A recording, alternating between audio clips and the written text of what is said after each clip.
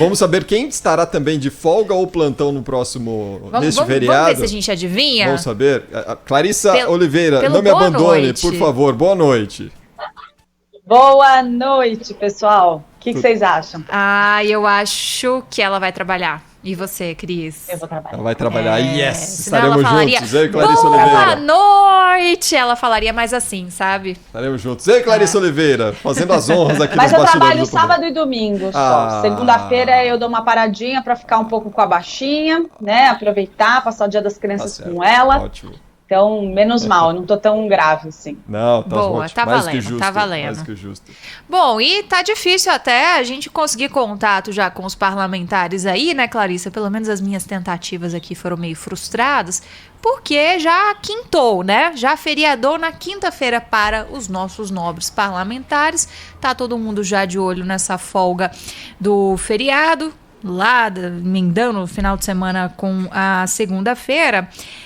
Agora, trabalho não falta, né, Clarissa? Temos aí reforma administrativa que ganhou um impulso, digamos assim, com a coletiva de ontem, que juntou Rodrigo Maia, juntou o deputado que é presidente da Frente Parlamentar da Reforma Administrativa, o Thiago Mitrô, que aliás já foi entrevistado nosso aqui no Bastidores do Poder, e o ministro da Economia, Paulo Guedes. Então vamos começar sobre esse assunto, depois a gente vai elencando aqui a lista de tarefas do Congresso Nacional.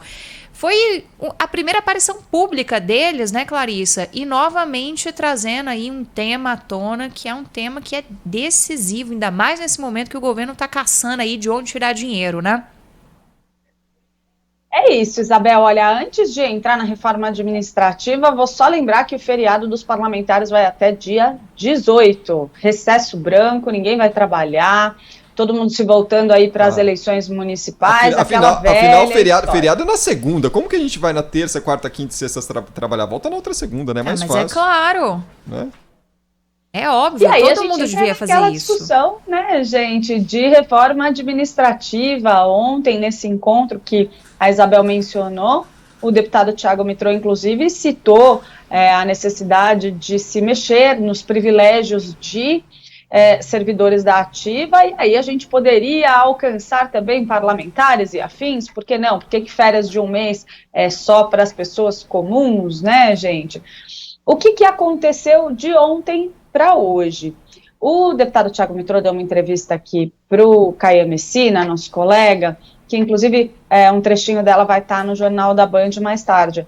E ele deixou muito claro que se o presidente da Câmara, Rodrigo Maia, achava que só aquela declaração que ele deu ontem de que não, vamos nos concentrar no que vai acontecer daqui para frente, para não tentar mexer em benefícios já adquiridos e não judicializar a reforma, pode sim ir por água abaixo, ou pelo menos vai demandar muita negociação. O que o deputado afirmou nessa conversa com o Caian?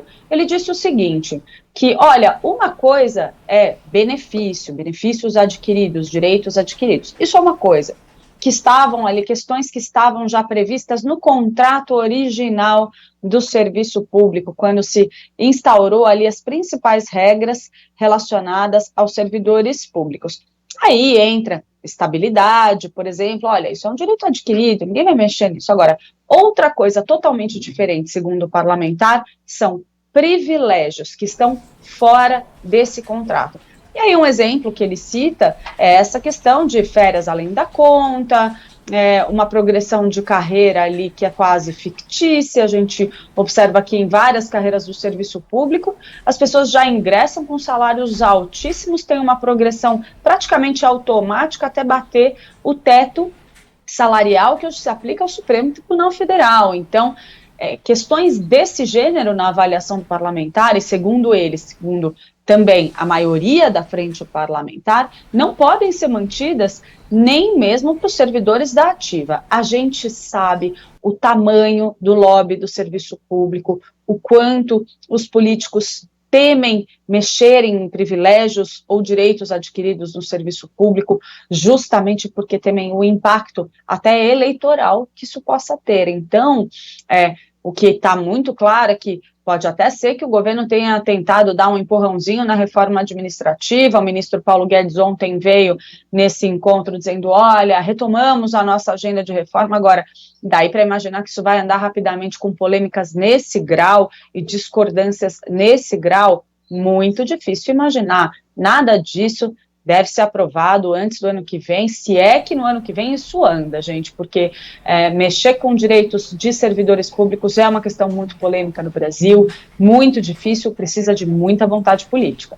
Clarissa Oliveira conosco no Bastidores do Poder. Clarissa, mudando um pouquinho aqui de assunto, mas você que sabe tudo que rola nos corredores aí em Brasília, nessas conversas de pé de ouvido e tudo mais, hoje começou a ventilar uma história de que o MDB estaria interessado na presença de Jair Bolsonaro entre os seus quadros, né? Um convite teria partido ali do senador Eduardo Braga, que foi rapidamente rechaçado aqui pelo deputado Baleia Rossi, que é presidente nacional da sigla, que para ele não tem nenhum nexo o presidente da República virar um MDBista. O que tem de fato, o que tem de história nessa situação, o que tem de... Vamos jogar no ventilador, ver o que rola, sabe aquela coisa? Vamos ver se pega, vamos ver se cola. Tem algo nessa história que dá para se acreditar, Clarissa? Olha, Cris, não só o MDB, como outros partidos têm mantido um certo assédio aí sobre o presidente Jair Bolsonaro diante da dificuldade dele de tirar do papel a tal da Aliança Brasil, que é o partido que ele gostaria de criar desde que ele saiu ali aos trancos e barrancos do PSL. Até já cogitou retornar para o antigo partido. Outra legenda que recorrentemente aparece nessas conversas é o Republicanos também, mas existem outras, vários partidos ali situados mais ao centro do espectro político, não só o tal do centrão, raiz, como a gente fala, mas também, por exemplo, o MDB tem feito aí esse beijamão do presidente Jair Bolsonaro. O que faz com que a posição de Baleia Rossi esteja distinta do que a gente ouve nos bastidores aqui, a respeito, por exemplo, de um suposto convite do senador Eduardo Braga? Que Baleia Rossi, nesse momento, embora ele tenha boa relação com o Palácio do Planalto, é tido aqui como um quadro muito mais ligado ao presidente da Câmara, Rodrigo Maia.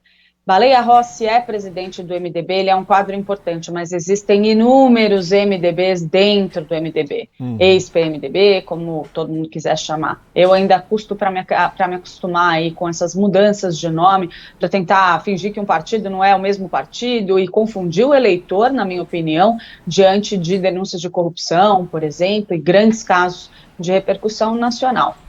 O MDB é um partido que sofre historicamente com isso. São muitos casos de envolvimento, muitas denúncias. Vamos lembrar que o partido mudou de nome, inclusive, depois ali, né, daquela questão toda, a falta de popularidade do ex-presidente Michel Temer, o desgaste provocado pela Operação Lava Jato.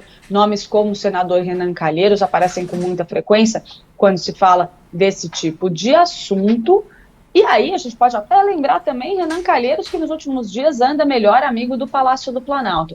Existe sim essa divisão dentro do MDB, existe, ela é real, não quer dizer que não haja uma proximidade ou até uma vontade de uma ala do MDB de querer o presidente Jair Bolsonaro filiado, mas quer dizer que Baleia Rossi talvez não esteja nesse jogo. E o que a gente ouve por aqui Rodrigo Maia tem trabalhado cada vez mais nos bastidores para tentar alçar Baleia Rossi à posição de seu possível sucessor na presidência da Câmara. Então, se é que esse convite foi feito, se foi só uma coisa protocolar, ninguém sabe ao certo ainda, é muito informal essa aproximação, mas o que a gente pode observar que é relevante também nesse contexto? Eduardo Braga acaba de ser escolhido como o relator da indicação de Cássio Marques para o Supremo Tribunal Federal na Comissão de Constituição e Justiça do Senado.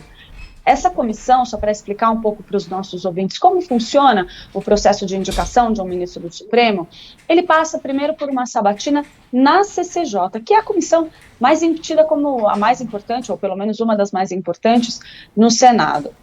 E ali os senadores vão já fazer uma série de perguntas, vão confrontá-lo com informações públicas a seu respeito e tal, só que essa comissão não tem o poder de vetar a indicação. Ainda assim, a derrota na CCJ é tida como uma coisa de simbologia relevante, porque depois essa indicação vai para o plenário do Senado e os senadores têm, então, que referendar essa escolha ou não. Então, é importante que esse processo seja conduzido por um nome que vem demonstrando uma proximidade cada vez maior com o Palácio do Planalto. Eduardo Braga tem, sim, se mostrado um soldado fiel ao presidente Jair Bolsonaro. Isso tem relevância nesse processo. E o que a gente ouve por aqui, até confirmado ali por um levantamento informal feito pelo jornal Estado de São Paulo, é que o presidente Jair Bolsonaro já teria ali a maioria dos votos necessários na CCJ para apoiar a indicação de Cássio Marques. Seriam, segundo essa conta, pelo menos 14 votos já garantidos dos 27 senadores que integram essa comissão. O Clarice, o Eduardo Braga é impressionante, né? Ele, como é verdadeira essa fidelidade que ele tem ao Palácio do Planalto, né? Mas eu tô falando aí ao Palácio do Planalto, né? Porque não importa quem esteja ali com a chave da porta de entrada do Palácio, ele é fiel ao Palácio do Planalto, era fiel à ex-presidente Dilma, é fiel agora era fiel ao... O Temer foi um pouco mais ou menos, né? Mas é fiel ao Bolsonaro agora, enfim. Esse é o Eduardo Braga. Eduardo Braga. Isso não é nem só o Eduardo Braga, né? É o MDB. O MDB, exatamente. MDB, Não, a ala ali do MDB que vai para quem tá no poder, né? Esse é o grande MDB. Esse é o verdadeiro centrão, né, Clarice? Que nesse momento, Baleia Rossi tem interesses próprios em divergir um pouco, caminhar para outro lado, mas ele em momento nenhum se opõe ao Palácio do Planalto, pelo contrário, né? O MDB é um desses partidos, assim como o DEM e também o PSD, que jogam com o governo informalmente, mas que pediram para o presidente Jair Bolsonaro não carimbar uma aliança formal. Por que esses partidos fazem esse movimento, embora alguns deles, como por exemplo o PSD, esteja lá cheio de ministros, né? Isso acontece por causa da lógica eleitoral desses partidos.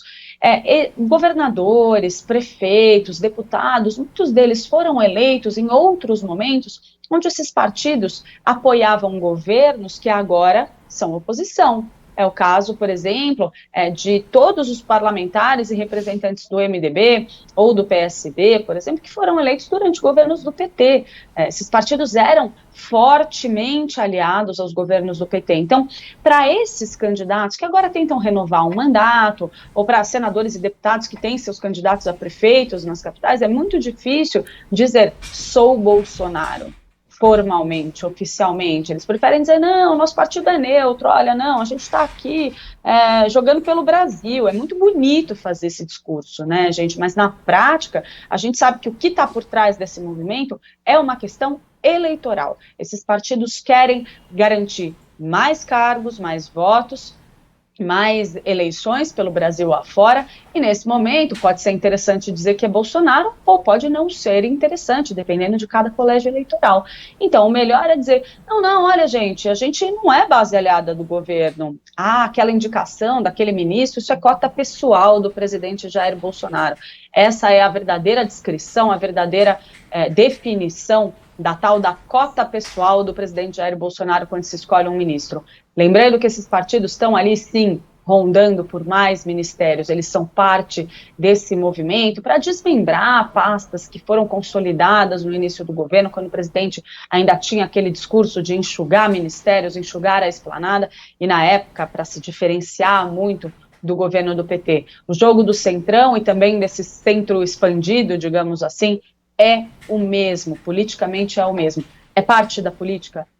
Não vamos também ser hipócritas em dizer que não cabe a um presidente da República dialogar com o Congresso Nacional, e mesmo com alas que não necessariamente sejam 100% governo, mas também não vamos fingir que, olha, a gente não é aliado do governo quando é. É isso, né? São partidos que simbolizam aí tudo que temos em relação à expressão velha política que está sempre aí se renovando para se perpetuar no poder. Clarissa Oliveira, bom fim de semana para você então, bom feriado na segunda-feira e te encontro mais tarde no Band News. Boa noite para você. Boa noite, pessoal. Bom feriado para todos os que estão de folga, quem está em casa, quem vai curtir Nossa Senhora Aparecida, Dia das Crianças. Eu vou trabalhar, tá? Mas na segunda-feira não me procurem. Beijo, Clarissa. 6h19. Um beijo, gente. Um Tchau, tchau. beijo.